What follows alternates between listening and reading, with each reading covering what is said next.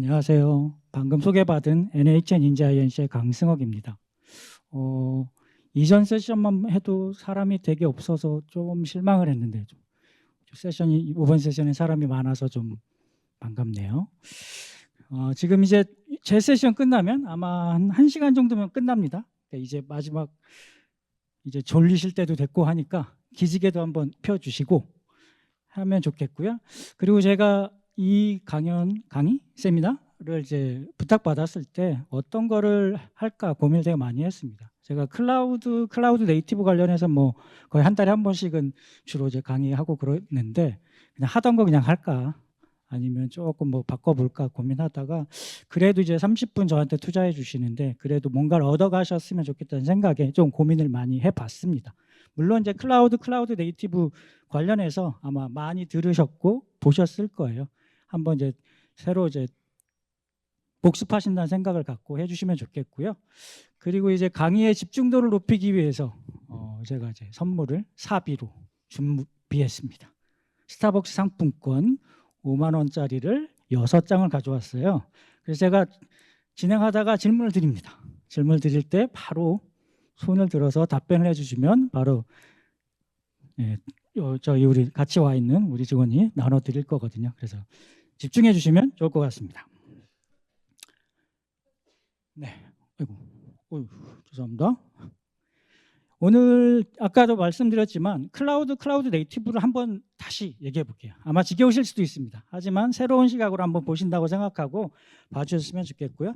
그런 다음에 이제 과연 클라우드 네이티브를 어떻게 도입할 때 좀 고려를 해야 될 사항들 그거에 대해서 좀 고려를 해볼게요. 그래서 전반부에 한 15분은 좀 쓰고 연착륙 방안에 대해서 한 15분 정도 쓰는 정도로 진행해 보겠습니다. 자, 질문 나갑니다. 이 클라우드 컴퓨팅의 아버지라고 불리는 정설로 불리시는 이분이 이름이 뭘까요? 손. 네, 네 맞습니다. 오, 어떻게 하셨을까요? 제가 항상 강의할 때 이걸로 꼭 시작을 합니다. 그래서 원래는 이거보다는 좀 허접한 사진이었는데 저희 우리 마케팅 팀이 엄청나게 이 메카시 아저씨의 전성기 때 리즈 시절인 것 같네요. 네, 사실 2011년에 이미 작고하신 분인데 이분이 65년도도 전에, 그러니까 65년 전에 이런 얘기를 하셨어요. MIT 100주년 기념사에서 미래의 컴퓨팅은 내가 생각한 대로 된다면 전화 시스템과 같은 공공 유틸리티 시설이 될 것이다. 그리고 주요 산업의 기반이 될 것이다라고 예언을 65년 전에 하셨습니다. 예, 근데 실제로 그렇게 됐죠.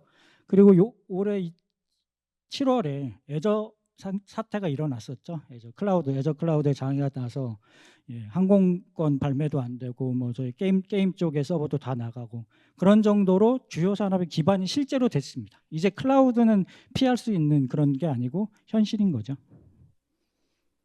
또 질문 나갑니다. 이 두 분은 어떤 업적을 갖고 있길래 제가 여기 소개하고 있을까요?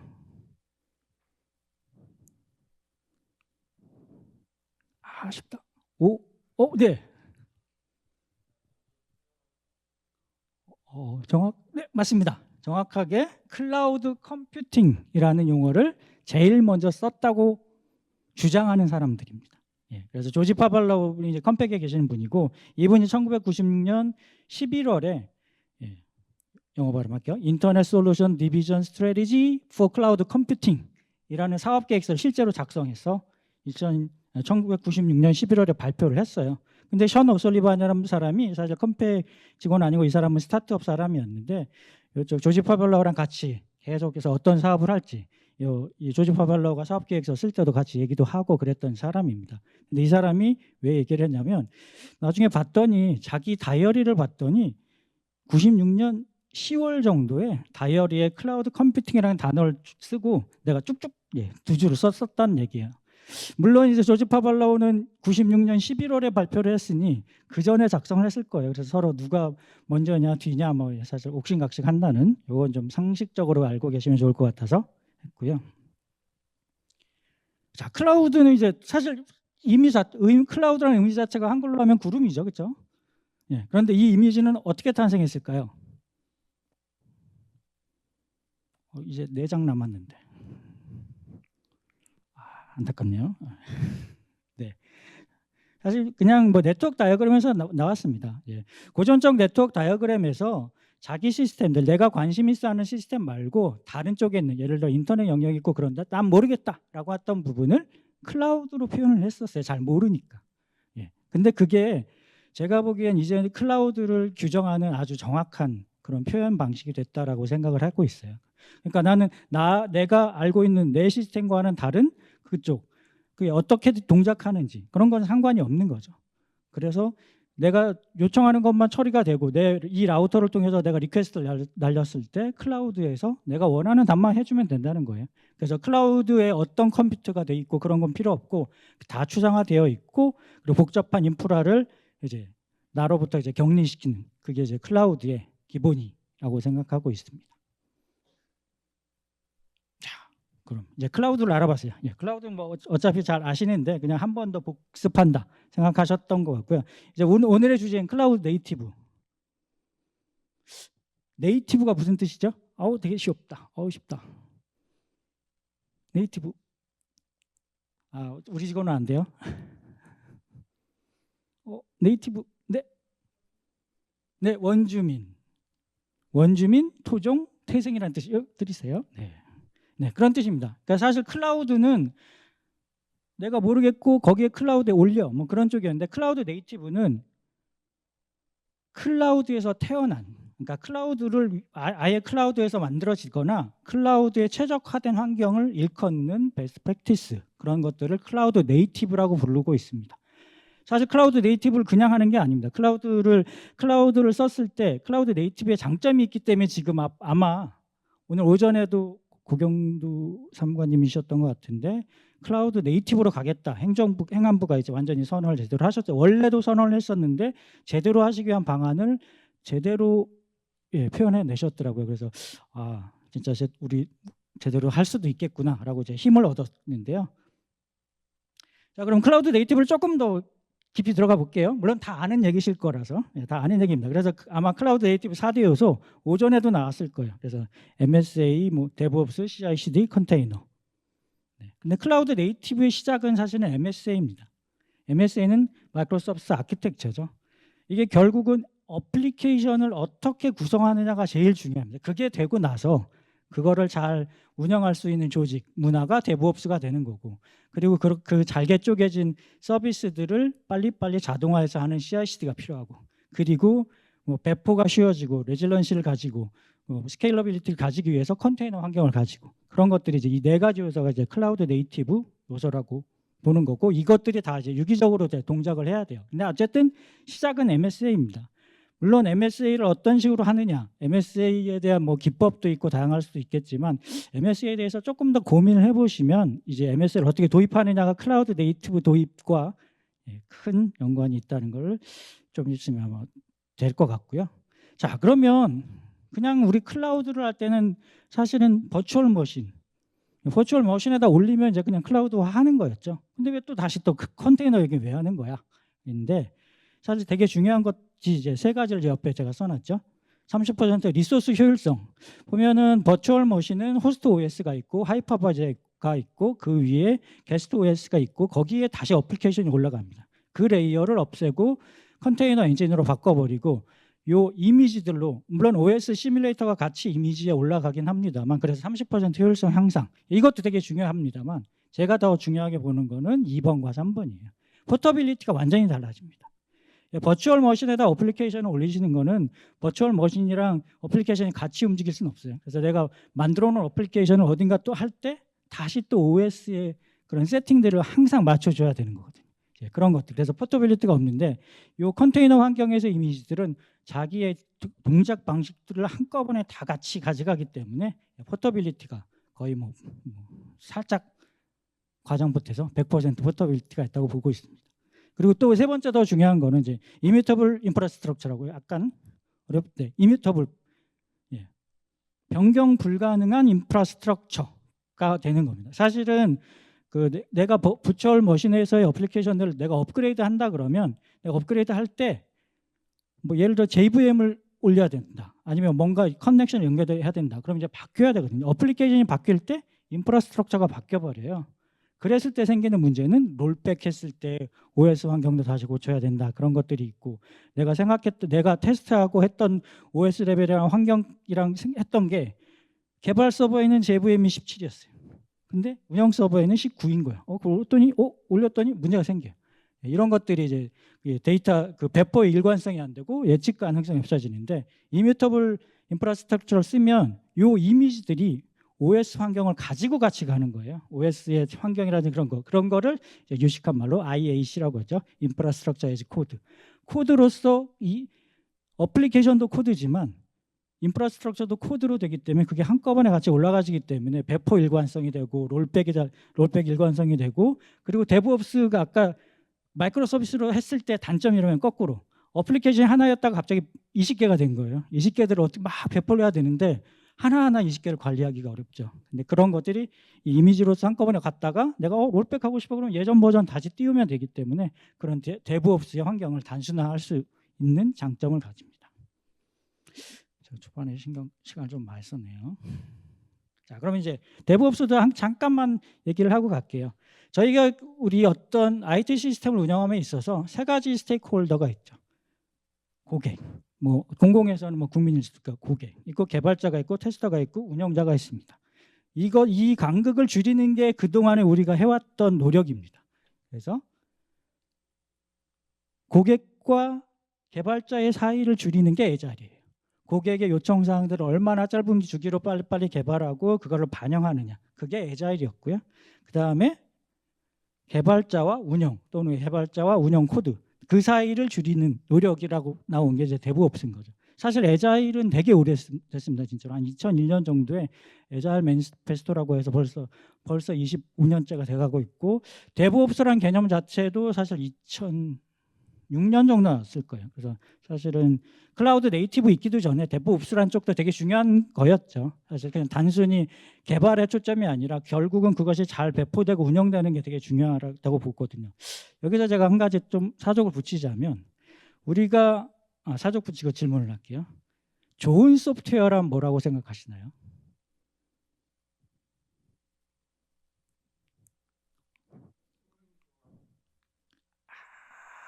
용기 내셨으니까 드리겠습니다. 또 다른 네.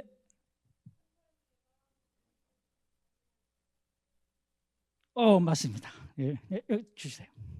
네. 그거를 다른 말로 하면 유지보수성이라고 생각합니다. 사실 어떤 소프트웨어는, 물론은 소프트웨어가 더 이상 그 일을 하지 않기 위해 소프트웨어가 그냥 폐기되는 경우도 있습니다만, 소프트웨어를 한번 만들면 그 자신이 생명을 가져요. 그 생명을 가지는 그 소프트웨어들을 얼마나 유지보수성 좋게 하느냐가 그동안 솔직히 그 IT의 개발 쪽에서의 화두였던 거죠. 뭐 웹 서비스를 한다든지 뭐 오브젝트 오리엔티드 객체 지향 방법 등을 쓰고 뭐 하고, 그런 것들이 다 유지보수를 잘하기 위한 건데, 유지보수가 뭐냐? 그거는 고객의 요구사항이 바뀌는 거를 제대로 잘 반영할 수 있는, 단순히 내가 야근을 안 하고 그냥 코드 고쳐달라 그래서 디버깅 잘 되고의 유지보수성이 아니라, 고객의 요구사항이 잘 개발에 반영되고 개발에 반영된 게 다시 잘 배포돼서 운영이 될 수 있는 게 유지보수성인 거죠. 그동안 우리가 고민을 하고 해왔던 모든 게 그거라고 저는 그렇게 생각을 하고 있고요.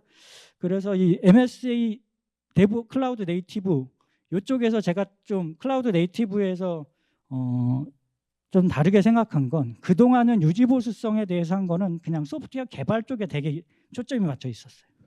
개발만 잘하면 된다. 개발을 이렇게 잘하면 될 거야 라다가, 클라우드 네이티브가 조금 제가 다른 영역이라고 보는 거는, 개발도 개발이지만 그걸 어떻게 잘 관리하고 유지보수하는 에코시스템에 대해서 좀 더 생각하게 됐다라는 게 이제 클라우드 네이티브가 조금 더 다른 방향이 됐다라고 저는 좀 생각을 하고 있습니다. 뭐 약간의 개똥차락인데요. 네. 자, 중간에 좀 끊겼지만, 데브옵스가 제대로 되려면, 데브옵스는 사실은 문화이고 프로세스입니다.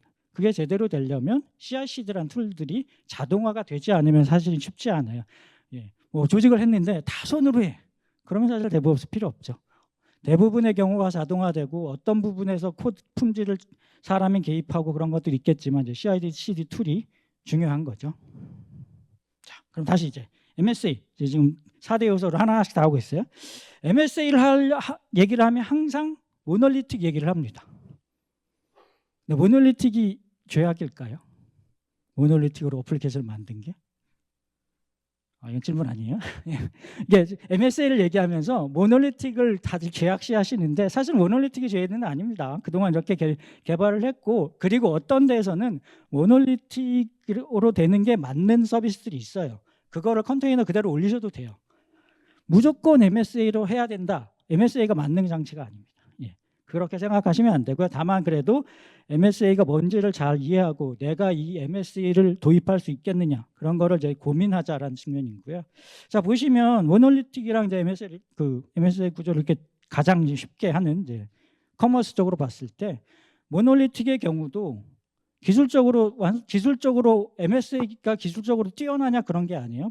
여기 보면 SPA, 뷰 같은 거, 뷰 뭐 리액트.js 써서 앞단을 프론트엔드를 최신화하고, 그리고 백엔드도 뭐 프레젠테이션, 비즈니스 레이어, 데이터 레이어 다 잘해서 모듈화 잘 했고요. 다만 서비스들이 모듈화로 들어가 있다 정도였던 거죠. 그런데 그러다 보니 여기서 나는 문제는 회원 관리가 바뀌어서 배포를 할 때 전체를 다 다시 배포해야 되고, 그러다 보니 좀 전체 다시 배포되니까 서비스 영향도가 있어서 매번 자주 배포하기 어려워서 한 달에 한 번만 하자, 뭐 그런 식으로 좀 됐던 게 이제 사이드 이펙트가 있었던 거지, 모놀리틱 자체가 죄는 아닙니다. 그러면 이제 그거를 이제 하자고 나온 게 이제 마이크로 서비스인 거죠. 그래서 서비스들을 잘 구분을 하고, 독립적 서비스로 이제 나누고, 독립적으로 데이터 레이어를 가지자. 서비스들이 다 나눠져 있는데 데이터 레이어가 하나가 돼 있으면 사실은 여기서 고쳤을 때 여기 다 영향이 되기 때문에 독립적인 서비스가 되기 어려워요. 그래서 독립적 데이터 레이어를 가지자인데, 자, 여기 밑에 보시면 뭐 디렉토리나 뭐 NoSQL 뭐 이런 거 하는 거 좋은데, 여기서 또 단점이 생기죠. 회원 관리 쪽에서는 내가 마스터 DB를 바꿨는데 이쪽 주문 서비스에서도 또 회원 관리를 따로 리던던시로 갖고 있으면 데이터 컨시스턴시를 어떻게 잘 하느냐, 그쪽을 또 신경을 써야 되는 복잡도가 늘어납니다. MSA가 그래서 만능이 아니라고 말씀드리는 부분이고요. 그리고 중요한 것, 가장이라고 하면 꽤나 중요한 것이 각각의 서비스들이 독립적으로 디플로이먼트가 배포가 계속 돼야 돼요. 배포될 때 아까 이제 컨테이너가 되고, 그래서 그 죽었다 살았다 할 때도 어차피 기존 서비스가 새로운 서비스 올라오면 자동으로 내려가고, 그렇게 해서 무중단 배포가 서로 내 서비스가 배포될 때 다른 서비스에 영향을 주지 않는 독립 배포가 된다고 해서 내가 배포했을 때 다른 서비스에 영향이 되면 그건 독립 배포가 아닙니다. 독립 배포란 거는 내 서비스가 배포될 때 다른 서비스가 영향이 주지 않는다. 그거가 돼야 된다는 거고요. 마지막으로 좀 유식한 단어로 폴리글랏. 아마 오전에도 살짝 나왔던 것 같은데 뭐 다른 말은 아니고요. 이 서비스를 이제 분리를 하면 가장 좋은 거는 그 서비스에 맞는 조직들도 분리되는 게 좋아요. 결국 조직이 분리됐으면 그 조직에서 가장 자신 있는, 또는 이 서비스에 맞는 플랫폼과 언어를 쓸 수 있게 하자가 이제 폴리글랏이에요. 그래서 예를 들어 AI 서비스를 하겠다. 그러면 사실 굳이 자바로 할 게 아니라 파이썬으로 하시면 되는 거죠. 그런 것들이 독립 보장이 되는 게 이제 MSA라고 보시면 되고요. 결론을 말씀드리면 모놀리틱과 마이크로 서비스를 나누는 가장 큰 거는, 모놀리틱은 기술적으로만 나눠 놓은 거였고 마이크로 서비스는 비즈니스로 나누는 거예요. 비즈니스로 나눴다는 이유가 비즈니스의 애질리티, 그러니까 비즈니스의 어떤 요구사항이 바뀌었을 때 그걸 얼마나 빨리 잘 반영할 수 있느냐, 거꾸로 말하면 아까 말했던 유지 보수성을 높이는데 지금 MSA가 가장 그런 강점을 가지고 있다라고 보고 있습니다.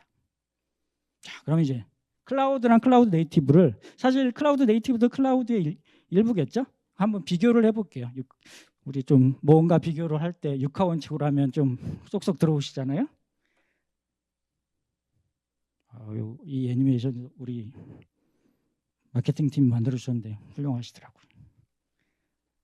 클라우드는 웨어에 집중했습니다. 그동안 온프레미스에 있고 뭐 데이터 센터에 있고 그런 것들을 클라우드에 올리는데, 그냥 어플리케이션이 클라우드에 올라가면 땡이야. 그게 이제 클라우드였죠. 그거였고요. 클라우드 네이티브는 하우에 집중을 하고 있습니다. 어플리케이션을 어떻게 만들어서 어떻게 잘 관리하고, 결국은 그거의 목적은 똑같이 유지 보수성이라고 저는 계속 똑같은 걸로 얘기를 하는데, 하우에 집중합니다. 그리고 어떤 거를 하느냐? MSA로 만든 어플리케이션을, 그리고 그거를 잘 관리할 수 있는 사람들, 문화, 프로세스가 데브옵스여야 된다는 거. 요거는 살짝 제가 좀 있는 건데 바로 시인성 있게 배열되고 자동화되려면 CI/CD가 돼야 된다는 거. 그리고 왜 할까요? 컨테이너를 통해서 아까 저 자원도 높이고 포터빌리티 높이고 이뮤터블 인프라스트럭처를 써서 뭐 롤백성이라든지 그 배포 일관성이라든지 그런 것들을 하기 위해 클라우드 네이티브를 도입하는 것이죠. 예, 그럼 클라우드 네이티브 전환 해외 성공 사례를 이제 말씀드릴게요. 미국 국무부 같은 경우에 클라우드 네이티브를 도입해서 무기 시스템에 도입했다고 하는데요. 실제로는 저도 자료를 찾은 거라서 네, 개발 속도가 106배가 확 향상됐대요. 솔직히 어떻게 이걸 측정했는지는 잘 모르겠습니다만 그들이 그렇게 얘기하니까요. 그리고 코드 배포가 208배 증가. 코드 배포가 증가된 게 과연 좋은 거야? 자주 배포해야 되는데 근데 그만큼 쉽게 배포할 수 있다는 거죠. 그리고 장애 복구 속도가 2604배래요. 2604배면 도대체 그동안 장애 났을 때 어떻게 대응했은 거야? 그렇게 저는 오히려 거꾸로 생각이 드는데 그렇다고 합니다. 그래서 개발 비용 40% 줄었고 그렇고요. 영국 내부부 사례는 카드 처리 건수가 1200건에서 2000건 별론데? 라고 하는데 제가 영국에서 좀 살아봤는데 영국 사람들 진짜 느립니다. 예, 카드 한 건, 두 건 처리하는 되게 어려운데 그 건의 수가 뭐 800건 이게 일당이겠죠. 여고 개발에서 그리고 또 중요한 거 영국 내부 사례에서 제가 중요하게 보는 거는 개발 환경 구축 시간이 기존에 뭔가 프로젝트 하려고 환경 구축하는데 2주 걸렸는데 이제는 4시간밖에 안 걸린다. 새로운 프로젝트 시작하고 새로운 서비스를 할 수 있는 게 이제 그렇게밖에 안 되고 걸린다라고 하신 거죠. 그리고 넷플릭스가 사실 되게 제일 중요합니다. 넷플릭스가 없으면 제가 우리 클라우드 네이티브가 이렇게 발전을 했을까? 사실 깨우뚱이죠. 넷플릭스도 있고 물론 AWS도 하지만 자 넷플릭스가 원래 어떤 서비스를 했던 기업인지 아시나요? 되게 쉬운 것 같은데 빠르다.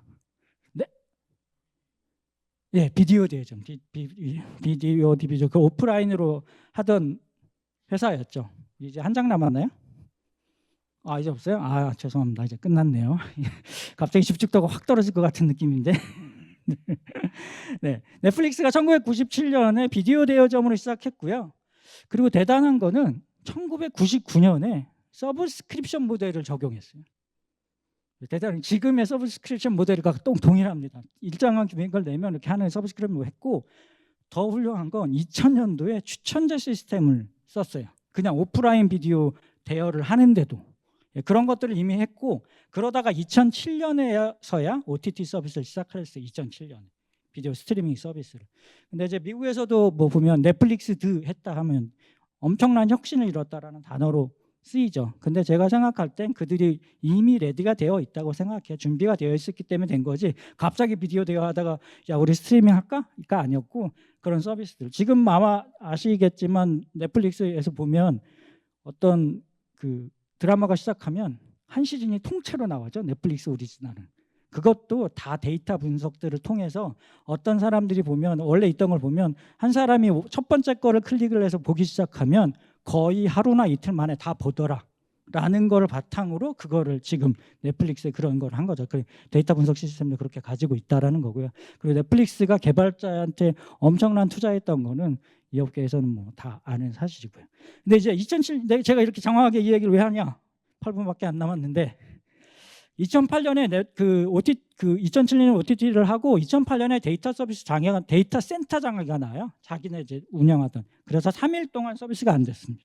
그래서 이게 도저히 안 되겠다 해서 어쩔 수 없이 클라우드로 AWS로 바꿨고요. 2008년부터 2015년까지 AWS로 옮기면서 그리고 또 MSA 구조로 우리 이렇게 해야 돼. 그래 MSA 구조를 해야지 빠른 서비스를 하고 그리고 서비스 무슨 장애가 났을 때도 다른 서비스의 영향도도 줄이고 그런 것들을 이제 실제로 체험해서 실제로 한 거죠. 그래서 AWS 했고 그리고 그 노하우들을 오픈 소스 진영에다 줬어요. 그게 이제 제가 보기엔 우리 지금의 클라우드 네이티브 MSA를 좀 제대로 이제 동작하게 한 원동력이 아니었나 사실 좀 생각을 하고 있습니다. 그래서 사실 감사해 하고 있죠. 자, 그럼 이제 해외 사례는 넘어가고 7분밖에 안 남아서 우리 이제 국내로 와볼게요. 지금 2024년 3월에 발표된 이제 자료에 따르면 원래 19,000개의 시스템이 중에서 클라우드 대상이 되는 게 한 13,000개 시스템이 되고 있고 그중에 한 45%가 클라우드화 됐습니다. 근데 이제 아직 클라우드 제가 설명했던 클라우드 네이티브가 아니라 클라우드만 한 거예요. IaaS가 사실 우리 이제 IaaS가 인프라잖아요. VM으로 바꾸는 데만 이제 하셨던 정도였던 거죠. 예. 근데 이제 아까 오전에도 고 사무관님께서 말씀하셨지만 클라우드 정책의 변화가 있었고 오전에 활용 정정을 찍으신 것 같은데 이미 클라우드 네이티브로 전환하자는 얘기를 23년부터 꾸준히 했는데 사실 좀 어렵죠. MSA 클라우드 네이티브가 그러다 보니 제대로 되진 않고 그냥 이제 컨테이너 하는 정도 있던 게 있고 24년도에 조금 많이 됐어요. 제 생각엔 오늘 뭐 정책도 바뀌었고 하니 25년도가 클라우드 네이티브화의 이제 원년이 되지 않을까 사실 기대를 하고 있습니다. 예, 그래서 너네 그냥 클라우드 네이티브 그냥 바꿔라고 하시는 게 아니라 리아에서 클라우드 네이티브 전환 공급 규칙, 뭐 발주자 가이드, 개발자 가이드, 그리고 그 정부 가버먼트 이고브 표준 그 사이트에 가시면 교육 자료에 21년도에 벌써 했구나. 김영준 부사장님이 클라우드 네이티브 고려사항 이미 그때도 이야기를 하셨더라고요. 3년 전에 벌써. 제가 이거 자료하면서 찾다 보니까 그래서 그 자료도 제가 살짝 도용도 하긴 했는데 네, 그런 것들이 이미 가이드도 넘쳐납니다. 이제 우리는 신경 쓰고 관심을 가지고 그거를 준비하시면 되는 거죠. 네, 프라이빗 클라우드도 아까 그 애저 상태 퍼블릭 클라우드도 못 믿겠다. 그리고 우리 데이터를 과연 다 저기다 줘야 돼. 그리고 또 예를 들어 정금법이라든지 기타 등등에서 프라이빗하게 데이터를 가져야 된다. 그래서 프라이빗 클라우드 시장도 계속해서 본격적으로 성장이 돼가고 있는 상황이고요. 자, 그럼 이제 클라우드 이제 주제를 원래 15분 하려고 했는데 제가 앞에 25분을 다 써버렸네요. 죄송합니다. 빨리 할게요. 클라우드 연착륙 방안은 똑같이 다시 6화 원칙으로 한번 보시면 될 것 같아요. 자, 그래서 두 개를 이제 MSA와 데브옵스 관 측면에서 자, MSA가 출발점이라고 말씀드렸잖아요. 이거 21년도에 발표됐던 자료에서 거의 비슷하게 나온 건데 이 IT 계열 이제 구루이신 뭐 마틴 파울로나 추잔 파울로 이분들이 여러 가지 했는데 제가 거의 동감하고 있습니다. 모든 시스템을 다 MSA로 가져가실 필요는 없습니다. 아까 말씀드렸지만 모놀리틱이 죄악은 아니에요. 되게 간단한 시스템은 그냥 모놀리틱이었던 거 그대로 컨테이너화하는 정도로 클라우드 네이티브를 도입하시고 클라우드 네이티브가 MSA가 물론 시발점이라고 했지만 발음이 그러네. 시점이라고 했지만 꼭 MSA화해야 될 필요는 없습니다. 그거를 클라우드 네이티브의 다른 아우터 아키텍처럼 그 모니터링, 레질런시 그런 것들을 할 수 있는 환경, 클라우드 네이티브 에코시스템을 도입할 수 있게 잘 하시면 되는 거라 꼭 MSA로 할 거는 도저히 이제 너무 복잡해져서 그리고 막 전임자 다 뭐 없어져서 그런 시스템들을 첫 번째로 MSA로 생각하. 사실 어렵습니다만 이거 그대로 놔두면 나중에 더 힘들어지실 거예요. 정부에서 아마 제가 30년까지 90%가 100% 클라우드 네이티브 전환하라고 하고 있죠. 그렇고요. 두 번째, 그러니까 MSA를 할 때 결국 마이크로 서비스 아키텍처잖아요. 그 아키텍처 스타일인데 마이크로 서비스를 도출하는 게 제일 중요합니다. 그래서 마이크로 서비스 도출하기 위해서는 뭐 이벤트 스토밍이니 도메인 드리븐 디자인이니 뭐 그런 여러 가지 기법들을 가지고 하시는데 무턱대고 그냥 다 하자가 아니라 한번 서비스들을 구분해 보시는 그런 워크샵 같은 걸 해보시는 걸 권장드려요. 해보고 했더니 도저히 경계를 못 찾겠는 거예요. 그럼 모놀리틱으로 그냥 배포하시면 돼요. 경계가 찾아지고 각 서비스가 분리될 수 있다라고 판단이 되시면 그걸 MSA화 하시면 됩니다. 자, 세 번째. 도저히 이제 사용자들이 막 물리고 아니면 뭔가 서비스를 추가해달라고 하는데 도저히 안 되는 거예요. 지금 상황은 이미 전임자는 다 나갔고 코드가 없어갖고 그냥 바이너리로 배포하고 있고 그런 시스템 어쩔 수 없어서 하는 거죠. 그런 시스템은 해야 된다라고 봅니다. 그리고 이 클라우드 네이티브를 하려면 데브옵스 체계가 필요해요. 그냥 기존의 조직으로는 사실은 안 됩니다. 기존의 조직이 다 나눠져서 개발 조직이 있고 운영 조직이 있을 때 야 배포해줘 뭐 그러고 있으면 클라우드 네이티브를 하고 싶어도 못합니다. 뭔가 바뀌고 잘 되는 것들이 바로 자동화되면서 배포되고 테스트되고 그렇지 않고 구분이 되어 있으면 그게 어렵고요. 그래서 최소한 데브옵스를 받아들일 수 있는, 물론 지금 저기처럼 이상화돼서 모든 것들이 다 조직으로 된 게 아니라 그래도 최소한 프로젝트를 하면 오전에 고사무관님이 개발과 운영을 한꺼번에 주겠다. 예, 잠깐 양날의 검이긴 합니다만 예, 그거와 살짝 일맥상통합니다. 개발 조직과 운영 조직이 같이 있어야 돼요. 그게 데브옵스인 거죠. 그 문화가 돼야 됩니다. 그래서 개발하고 그냥 나가 버리면 MSA를 하시질 않아요. 복잡하니까 힘드니까. 근데 개발하고 내가 운영도 할 거야 라는 그런 조직적인 마인드, 그런 오너십 마인드가 있지 않으면 클라우드 네이티브가 오히려 예, 독이 될 수도 있습니다. 그런 생각을 해보셔야 될 것 같고요. 네, 그래서 이게 핵심일 수도 있습니다. 이제까지의 빌드업인데요. 네. MSA를 또 살짝 더 넘어가면 이너 아키텍처, 아우터 아키텍처로 나눌 수 있는데 1분밖에 안 남아서 짧게 하겠습니다. 이너 아키텍처는 서비스를 분리하고 정의하고 서비스 간의 API를 하는 사실 어플리케이션 영역이고요. 아우터 아키텍처가 그거를 로깅하고 모니터링하고 그걸 잘 관리하고 배포하는 영역입니다. 그게 MSA 영역이고 그다음에 4대 요소가 있는데 네. NH인재INC가 이너 아키텍처를 제외한 모든 거를 콘체인이라는 솔루션으로 주로 이제 정부에서 해놓은 오픈 소스 패키징 그리고 저희의 노하우가 담긴 걸로 커버를 하고요. 이너 아키텍처 부분도 그러니까 지금 말했던 MSA를 하는 워크숍이나 그런 부분도 컨설팅으로 커버가 가능합니다. 제 빌드업을 이렇게 해왔죠. 그래서 이제 아웃 프로덕트 뭐 여러 가지가 있는데 그 중에 이제 콘 체인이 그런 거를 할 수 있는 거고요. 빨리 넘어가겠습니다. 네. 콘체인이 이 데브옵스에서 필요한 것들에 대한 툴들을 쭉 다 해서 이것들을 다 패키징을 했고 저희의 사실 단순히 깔고 끝나면은 안 되거든요. 그것들을 잘 해왔다 이거고. 클라우드 네이티브를 하려면 개발부터 운영, 배포하는 이 워크플로우가 되게 복잡하거든요. 이 워크플로우도 구성해드리고 이거에 대한 가이드, 컨설팅도 해드린다. 시간 넘어가서 자 보시면 공공 클라우드 네이티브 쪽에 정부에서 정한 이제 오픈 소스 이거는 써줘야지 클라우드 네이티브가 돼가 있습니다. 그거에 파란색 부분은 콘체인에서 다 커버를 한다. 그리고 이제 이 빨간색 부분은 NHN 클라우드라고 했지만 저희가 NHN 클라우드의 자회사이기 때문에 다른 CSP 뭐 네이버나 뭐 쪽 다 가능하고요. 그래서 되고 있고요. 그다음에 이제 구축 사례는 24년도에 뭐 장애인 도서관이라든지 한국상상기술연구원 그런 거를 실제 클라우드 네이티브 도입 사업 사실은 완전히 전체가 아니라 약간은 프로토타입이긴 한데 성공적으로 도와드렸고 잘 운영이 되고 있습니다. 네, 끝났습니다. 클라우드 네이티브로 가는 길은 솔직히 말씀드리면 사실 쉽지 않습니다. 네, 그 쉽지 않은 길에 저희 NH인재INC가 든든한 동반자가 되도록 하겠습니다. 네, 감사합니다.